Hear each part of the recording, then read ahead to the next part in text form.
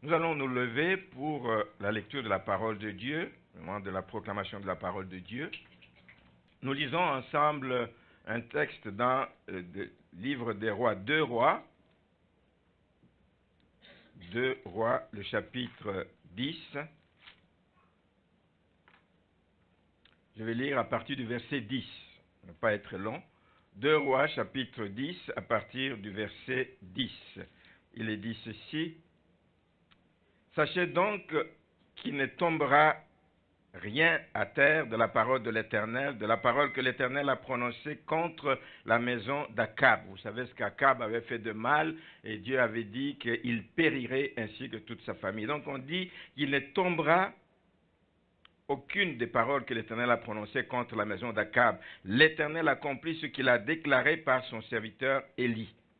Et Jéhu frappa tous ceux qui restaient de la maison d'Akab à Jezreel, tous ses grands, ses familiers et ses ministres, sans en échapper un seul. Puis il se leva et partit pour aller à Samarie. Arrivé à une maison de réunion des bergers, sur le chemin, Jéhu trouva les frères d'Akazia, roi de Juda, et il dit: Qui êtes-vous? Ils répondirent: Nous sommes les frères d'Akazia, et nous descendons pour saluer les fils du roi et les fils de la reine. Donc entendez Akab et Jézabel, ne sachant pas que peut-être il était déjà mort. Jéhu dit: Saisissez-les vivants.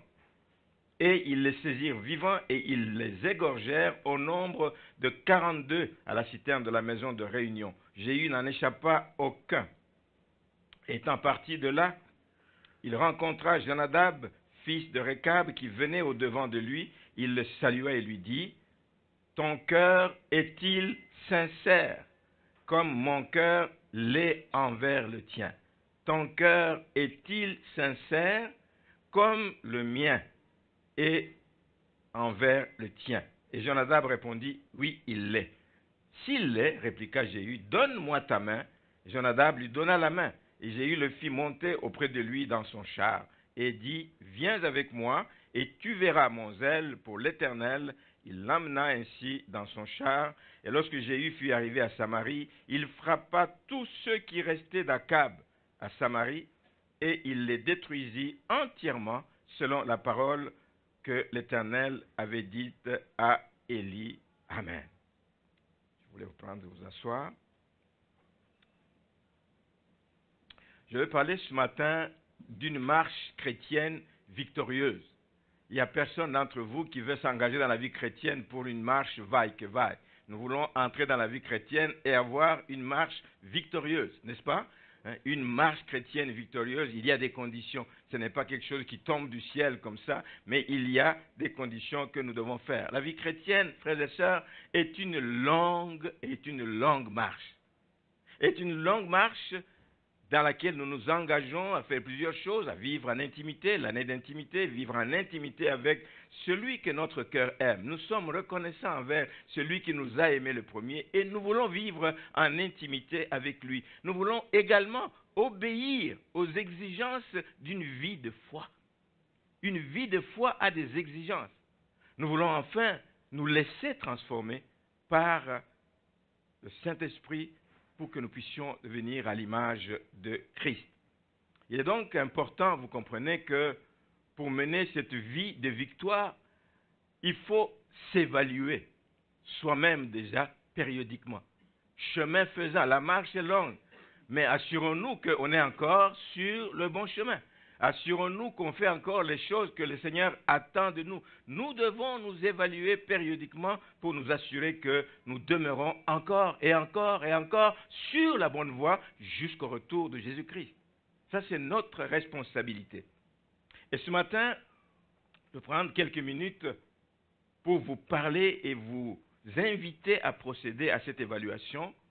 Et nous allons nous baser sur 2 éléments, 2 qualités importante que je trouve dans ce texte que nous venons de lire de 2 Rois chapitre 10. 2 qualités essentielles dans la vie d'un enfant de Dieu. Tu veux mener une vie chrétienne victorieuse, assure-toi que ces qualités sont dans ta vie. Quelles sont ces 2 qualités? C'est d'abord l'importance d'avoir un cœur vrai. un cœur sincère, pas un cœur double, un cœur tout entier, un cœur qui n'est pas partagé, mais un cœur tout entier, un cœur vrai et qui nous permet de marcher dans la volonté de Dieu. Au verset 15, nous avons lu, quand Jéhu rencontre Jonadab en cours de route qui venait au-devant de lui, il le salue et dit, « Ton cœur est-il sincère? Ton cœur est-il droit ?» Peut-être il se dit, c'est quelqu'un qui vient à ma rencontre mais qui veut me nuire. Mais est-ce que tu es sincère vis-à-vis de moi?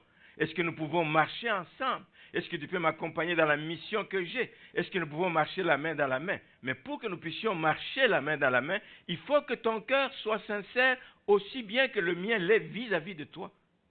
N'est-ce pas? Donc, Jéhu dit, ton cœur est-il sincère? Premier élément important, la sincérité de cœur, la vérité dans la vie d'un enfant de Dieu. La deuxième chose importante, c'est de servir le Seigneur avec zèle. Avec zèle. Jéhu a une mission, nous allons le voir tout à l'heure. Il a une mission, mais il dit à Jonadab, quand il le rencontre, au verset 16, il dit, viens avec moi et tu verras mon zèle pour l'Éternel. Que votre zèle soit pour l'Éternel. Que ce ne soit pas un zèle amer. Que ce ne soit pas un zèle pour avoir l'approbation des gens. Mais soyez zélés pour l'Éternel. Pour que l'Éternel en tire gloire. Pour que l'Éternel puisse se réjouir de ce que vous faites. Le zèle de ta maison me dévore. Il faut que ce soit le zèle comme ça qui nous dévore. Mais pas un zèle pour aller faire du mal. Comment il s'appelle Saül de Tarse plutôt. Saül de Tarse était zélé aussi dans ce qu'il faisait quand il tuait les chrétiens. Mais ce n'était pas pour l'Éternel qu'il le faisait, dans son ignorance. Amen. Soyons zélés pour l'Éternel, zélés à faire du bien, zélés aussi à vivre dans la vérité. Alors, je l'ai dit tout à l'heure, le contexte de cette histoire, pour qu'on comprenne, c'est que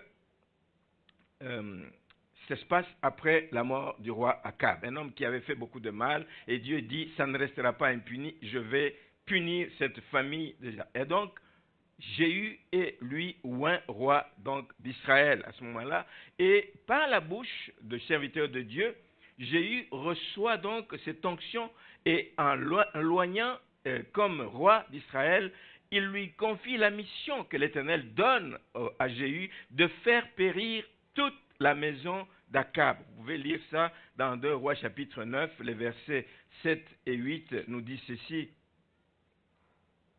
Tu frapperas la maison d'Akab, ton maître, et je vengerai sur Jézabel le sang de mes serviteurs, les prophètes. Il avait tué tous les prophètes, il avait tué tous les serviteurs de Dieu. Il dit, je vengerai le sang.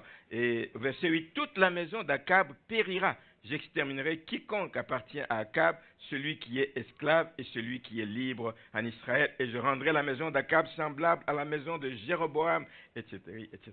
Donc c'est la mission qui est confiée à Jéhu. Aller frapper, faire périr toute la maison d'Akab. Parce qu'il a fait périr les serviteurs de Dieu et les prophètes de Dieu.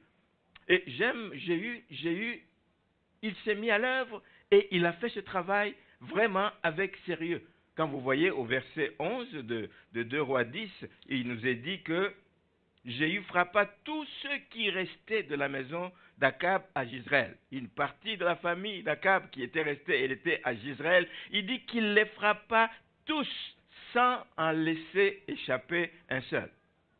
Plus loin, une autre partie de la famille d'Akab se retrouvait dans une autre localité à Samarie. Au verset 17, il est dit qu'il les détruisit tous et entièrement. Mission accomplie. Mission accomplie. Mais on voit dans la suite, quand on lit l'histoire, que au lieu de faire ce que Dieu lui a demandé, de s'arrêter à faire ce que Dieu lui a demandé, Jéhu a outrepassé les ordres qu'il avait reçus. Et je m'arrête ici pour dire, on aime servir le Seigneur.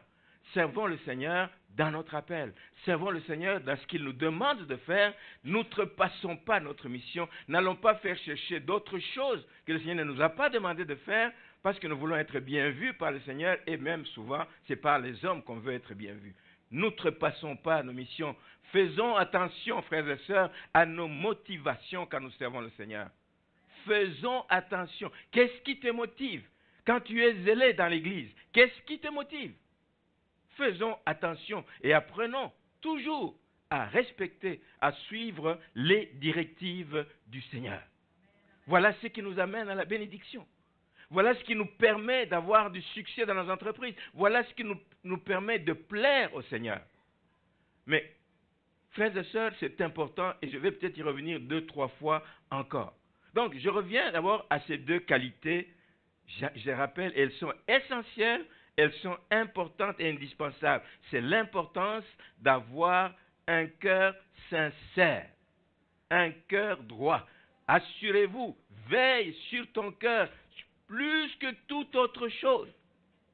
Veille sur ton cœur, que ce soit un cœur vrai, que ce soit un cœur entier.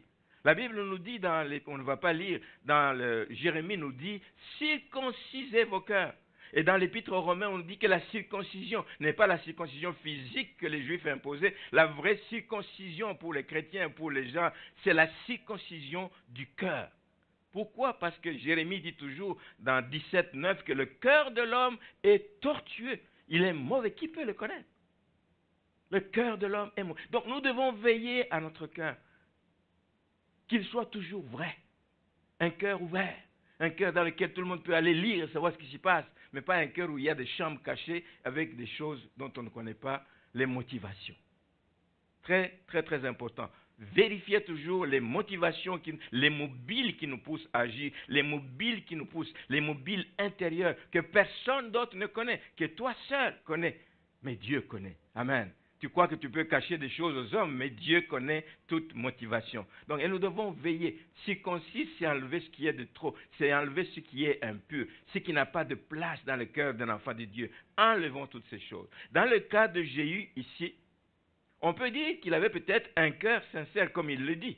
On va lui donner le bénéfice du doute. Il dit, ton cœur est-il sincère comme le mien vis-à-vis de toi? Peut-être que le cœur de Jéhu était véritablement sincère vis-à-vis de Jonadab quand il l'a croisé. C'est possible. Mais est-ce qu'il avait un cœur vrai? Est-ce qu'il avait un cœur tout entier pour Dieu? Je dis qu'il y a des raisons d'en douter. Pourquoi je dis ça? Parce que, il a désobéi aux ordres précis. Les ordres que l'Éternel lui a donnés par la bouche du prophète étaient précis. Tu vas aller faire périr la maison d'Akab. Tu ne vas pas au-delà. C'est la maison d'Akab. Il a désobéi, donc son cœur n'était pas tout entier, il ne respectait pas la volonté de Dieu. Il a agi de manière charnelle. Et il nous arrive de faire des choses par la chair. Ça ne bénit pas. Ça ne nous aide pas à plaire à Dieu. Nous devons faire attention. Nous faisons des choses selon ce que Dieu nous demande, selon les préceptes de Dieu, selon les commandements de Dieu, selon les ordres que Dieu nous donne, mais ne sortons pas du cadre dans lequel Dieu nous a placés. Faisons des choses de manière précise et non selon la chair.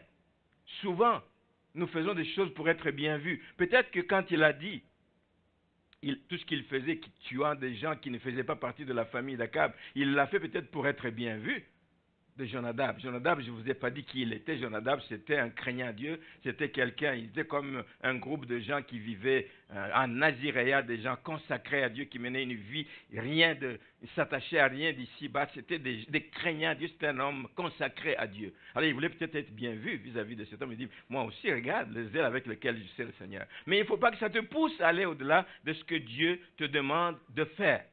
Quand nous lisons au verset 28, on n'a pas lu ce texte, quand nous lisons au verset 28 et 29, il est dit ceci, Jéhu extermina Baal au milieu d'Israël, mais il ne se détourna point des péchés de Jéroboam, fils de Nébat, qui avait fait pécher Israël. Il n'abandonna point les veaux d'or qui étaient à Bethel et à Dan. Quand lui vient au pouvoir, Jéroboam auparavant avait construit 2 autels à Bethel et à Dan pour empêcher les gens d'aller adorer à Jérusalem. Oh, c'est trop loin, etc. Je vais vous faire des dieux, des veaux d'or, si vous allez pouvoir venir adorer. Mais lui, quand il est venu, s'il avait un cœur tout entier pour Dieu, il ne s'est pas détourné de l'idolâtrie de Jéroboam. Il n'avait pas le cœur tout entier pour Dieu. Il n'a pas abandonné les veaux d'or qui étaient installés à Dan et à Bethel, sans doute parce qu'il voulait avoir la faveur du peuple. Il ne voulait pas que le peuple qui est habitué à aller là-bas commence à se révolter, à se rebeller contre lui. Peut-être que c'est pour ça qu'il n'a pas voulu bousculer le peuple et il a gardé cela. En faisant de cette façon-là, il a maintenu l'idolâtrie au milieu du peuple et comme roi d'Israël, il a manqué à ses devoirs. C'est pour ça que d'ailleurs au verset 31, il est expressément dit ceci.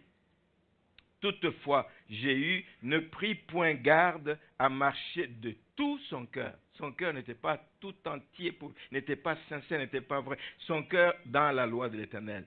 Jéhu ne prit point garde à marcher de tout son cœur dans la loi de l'Éternel, le Dieu d'Israël. Pourquoi? Parce qu'il ne se détourna point des péchés que Jéroboam avait fait commettre à Israël. Il avait peut-être le cœur sincère vis-à-vis de Jéroboam, mais pas vis-à-vis de Dieu.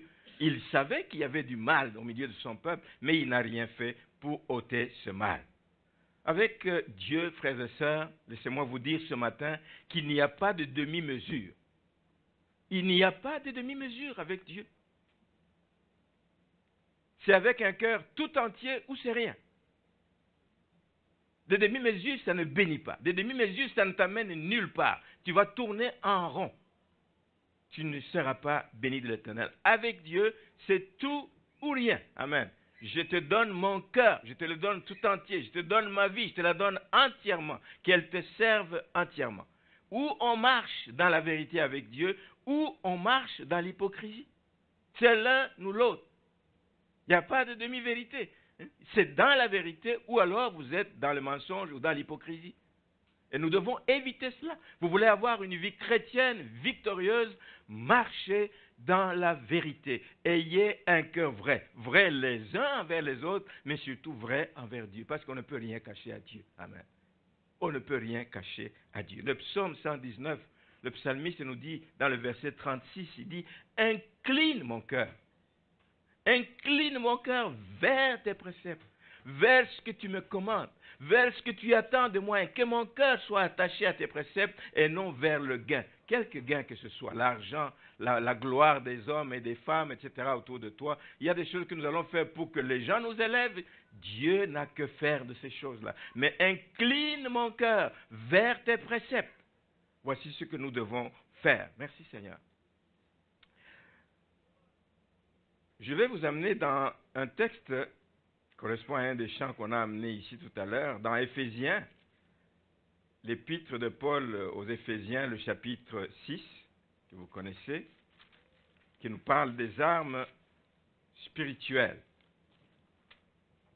Dans le chapitre 6 d'Éphésiens, au verset 11, Paul exhorte, les Éphésiens exhortent les chrétiens, donc nous aussi, en disant ceci.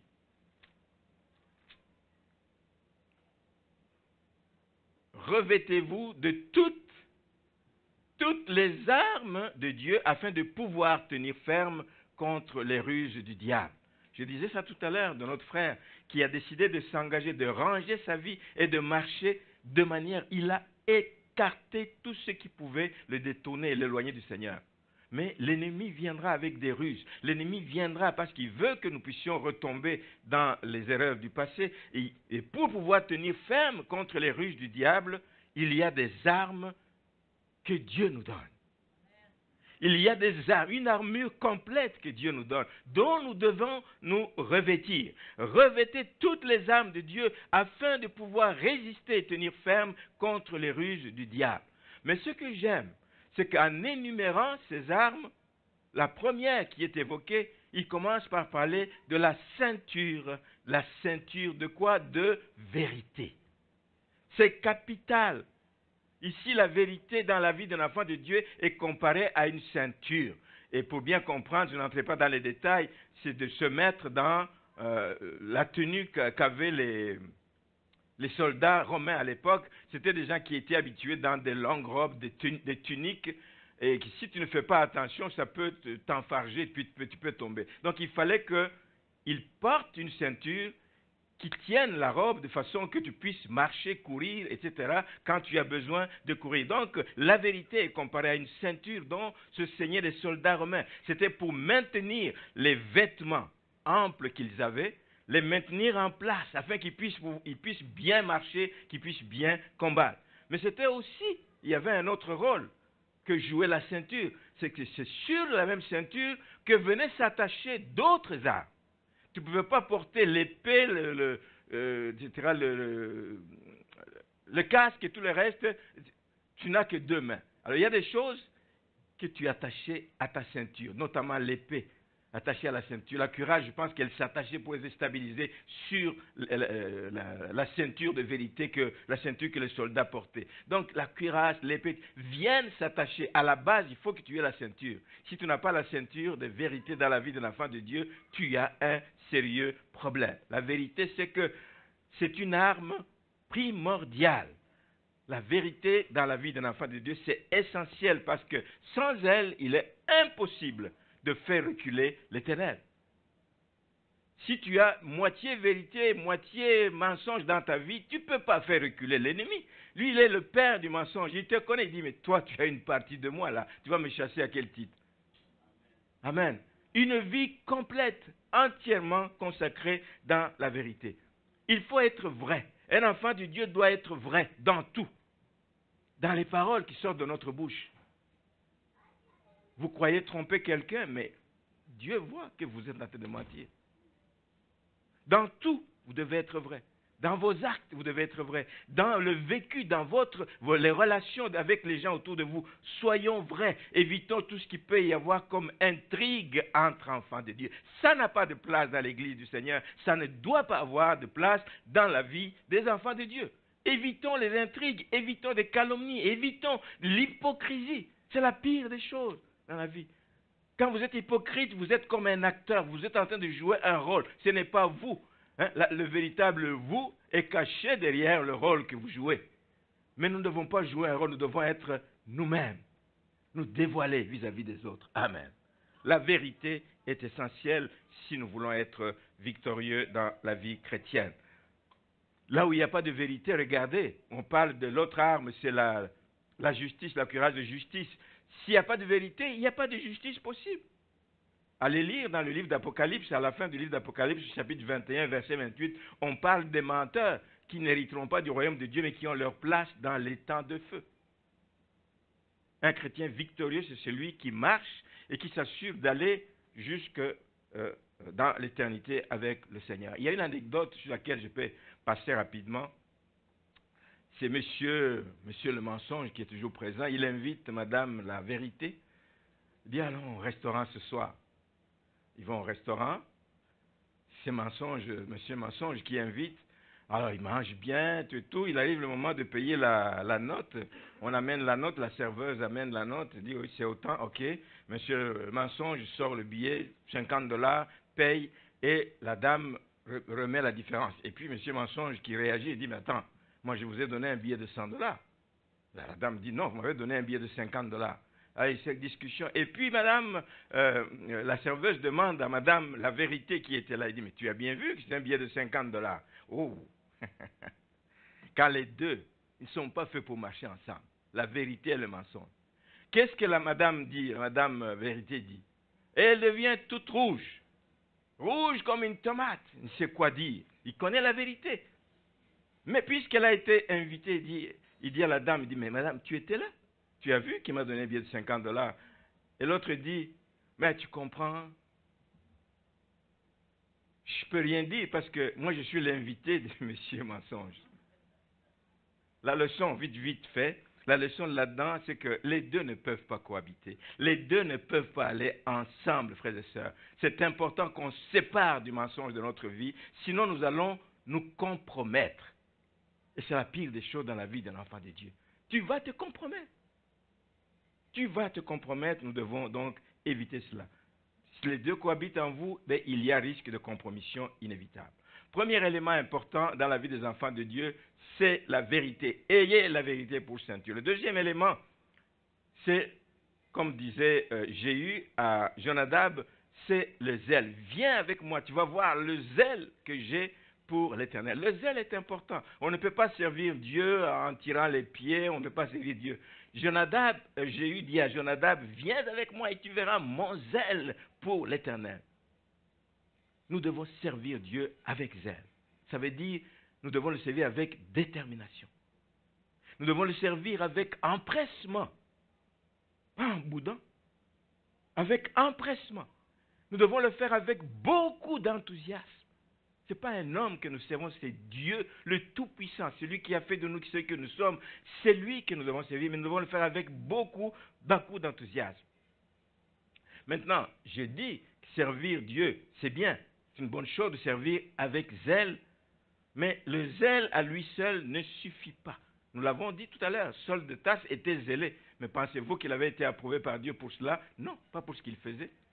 Il le faisait dans l'ignorance. Pour que ce zèle, pour que le zèle dans la vie d'un enfant de Dieu soit agréable à Dieu, il faut qu'il soit dicté par de bonnes motivations. Et vous voyez tout de suite le lien qu'il y a entre la vérité et le zèle que nous devons avoir pour le Seigneur. Il faut que ce zèle soit dicté par de bonnes motivations qui sont conformes à la volonté de Dieu. Ne faisons rien, ne soyons pas zélés pour impressionner quelqu'un, ne soyons pas zélés pour la vue des gens, ne soyons pas zélés pour que les gens autour de nous nous apprécient, soyons zélés pour que Dieu apprécie ce que nous faisons. Amen. Soyons zélés pour que Dieu nous apprécie. Jéhu ici, lorsqu'il s'est mis à tuer tout l'entourage, la Bible nous dit que le mandat qui lui a été donné, c'est de tuer, de faire périr la maison d'Akab. Mais lui, il est allé au-delà. Il s'en est pris à tout l'entourage d'Akab. Les serveurs, les ministres, les amis, etc. Tout ce que pouvait tourner autour d'Akab, il a tout fait périr. Ce n'était pas ça sa mission. Il était zélé d'un zèle amer. L'autre chose qu'il a fait, au verset 14, on nous dit qu'il a fait égorger 40 personnes de la famille d'Akazia, un autre roi de Juda. Rien à voir avec Akab. Il fait périr 40 personnes. Pensez-vous qu'il l'a fait en obéissant aux ordres de l'Éternel? Mais non. Mais non. Il l'a fait dans un excès de zèle. C'était une décision purement charnelle. C'est un zèle que j'appelle un zèle amer qui n'a pas plu à Dieu. Pourquoi je le dis? C'est parce que le prophète Osée 1,4 nous dit ceci. Je prends une partie de ce verset. Il dit: je châtierai la maison de Jéhu pour le sang versé à Jezreel. Pas pour le sang de la maison d'Akab, parce que c'était conforme à la volonté de Dieu. Il dit: je châtierai la maison de Jéhu. Il a eu un zèle amer, mu par des considérations d'ordre charnel, pour montrer peut-être à Jonadab: voici ce que je suis capable de faire pour l'Éternel, mais ce n'est pas ce que le Seigneur t'a demandé. Et ici, je châtierai la maison de Jéhu pour le sang versé à Jezreel. C'était le sang des innocents. Comme quoi, frères et sœurs, obéir à Dieu, désobéir à Dieu plutôt, ce n'est pas seulement ne pas faire ce que Dieu te commande de faire. Souvent on dit: il a désobéi parce qu'il n'a pas fait les ordres qu'on lui a donnés. Non. Désobéir à Dieu, c'est aussi aller au-delà de ce que Dieu t'a demandé. Ou en deçà, ou faire des choses à moitié. Nous devons faire les choses comme Dieu nous le demande. Donc, ce n'est pas seulement refuser de faire ce que Dieu nous demande, mais c'est de faire des choses au-delà, plus qu'il ne nous a demandé de faire, dans un excès de zèle qui n'a pas de place. Nous n'avons rien à prouver à personne comme enfants de Dieu. Rien. Dieu nous connaît. Dieu connaît notre cœur. Nous n'avons rien à prouver à personne. Et si nous revenons au texte de Éphésiens, qui parle des armes, justement, spirituelles d'un chrétien, on voit que le zèle revient au verset 15. Le verset 15 nous dit: mettez pour chaussure à vos pieds, pas n'importe quel zèle, mais le zèle que donne l'évangile de paix. Mettez comme chaussure. Donc ici, le zèle est comparé aux chaussures. Encore une fois, toujours en référence aux soldats romains, on sait que non seulement qu'il avait ces tuniques amples, mais ils avaient aussi un type de souliers particulier qui avait en dessous des clous pour être stable quand ils combattent, pour être stable, pour ne pas glisser. En face de l'ennemi, tu peux tomber, il peut t'abattre. Il fallait être stable quand tu résistes à l'ennemi, être stable. Donc les chaussures, le zèle que donne l'évangile de paix nous permet d'être stable dans le Seigneur. Et si on n'est pas bien chaussé, on marchera difficilement. On est donc à risque. Paul précise justement que le zèle des chrétiens nous est donné par l'évangile. Le zèle de Dieu nous vient de ce que la parole de Dieu nous dit de faire. Les bonnes dispositions dans le cœur d'un chrétien doivent provenir de l'évangile. C'est des bonnes dispositions pour faire ce que Dieu attend de nous, pour ce que Dieu nous appelle à faire. Quand nous le faisons ici, alors nous allons avoir un bon témoignage autour de nous. Si nous avons la vérité dans notre cœur, si nous sommes zélés conformément à la parole de Dieu, nous allons avoir un impact autour de nous. Les gens nous observent. Les gens peuvent voir quand nous sommes dans la vérité, quand nous ne sommes pas dans la vérité. Et quand on n'est pas vrai, quand on mène une vie qui est contraire à la parole de Dieu, nous n'aurons aucun impact autour de nous. Ne soyez pas étonnés, vous parlez aux gens à gauche, à droite, mais les gens vous connaissent. Ils disent, mais il nous dit des choses, mais nous savons ce qui se passe dans sa vie, c'est tout le contraire. La vérité. Et un zèle qui vient de la parole de Dieu. Merci Seigneur. Alors, je vais terminer ici ce matin en vous disant ceci, que si vous voulez être victorieux, si nous voulons être victorieux, si nous voulons, et c'est le souhait de chacun de nous, je suis convaincu, nous voulons être victorieux, nous voulons tous porter des fruits durables, des fruits qui plaisent au Seigneur. Il y a des choses que nous devons éviter dans notre vie. Nous devons éviter ce qui nous éloigne de la vérité. Tout ce qui nous éloigne de la vérité ne doit pas avoir de place dans notre vie. Nous devons éviter, frères et sœurs, ce qui nous pousse à faire des excès de zèle. Ce qui nous amène à faire des choses par des pulsions purement charnelles. Je le fais parce que je veux qu'on sache que j'existe. Je veux qu'on sache que je suis présent. Je veux qu'on sache que c'est moi qui ai fait ci, c'est moi qui ai fait cela. Non. Que ce que ta main droite donne, que ta main gauche ne le sache pas. Nous n'avons rien à prouver à personne. Dieu nous connaît et Dieu nous aime. Nous devons éviter tout ce qui nous pousse à rechercher l'approbation des hommes. Recherchons plutôt l'approbation de Dieu. Dans notre marche, dans notre vie, dans le service que nous faisons. Quand tu chantes ici pour le Seigneur, chante pour le Seigneur. Tu ne chantes pas pour que tu sois acclamé par l'Assemblée. Oh, cette église ne sait pas acclamer les gens. Non, on n'est pas ici pour être acclamé. Quand tu prêches en avant, je n'attends pas des acclamations, je n'en ai pas besoin. Moi, j'ai à livrer un message. Amen. Que le message fasse effet dans la vie du peuple de Dieu, c'est ce qu'il faut. Ce n'est pas les acclamations. Ne recherchons pas. Et évitons tout ce qui nous pousse à voir l'approbation des gens. C'est des choses qui nous poussent à l'orgueil. Et l'orgueil nous éloigne du Seigneur, forcément. Amen. Amen. Alors, je prie le Seigneur, vraiment, je prie que le Seigneur vous aide, frères et sœurs. Nous aide, je veux dire. Je me mets dedans. Que le Seigneur nous aide à tirer profit de ces recommandations de ce matin. Simplement, des recommandations simples. La vérité, un zèle qui vient de l'Évangile. Un zèle qui est là à cause des bonnes motivations qui nous viennent de l'Évangile de Jésus-Christ. Voilà ce qui nous bénit, voilà ce qui plaît au Seigneur. Et si ce n'est pas le cas dans notre vie, c'est le temps de faire des ajustements. Je l'ai dit, la marche est encore longue. La marche peut être encore longue.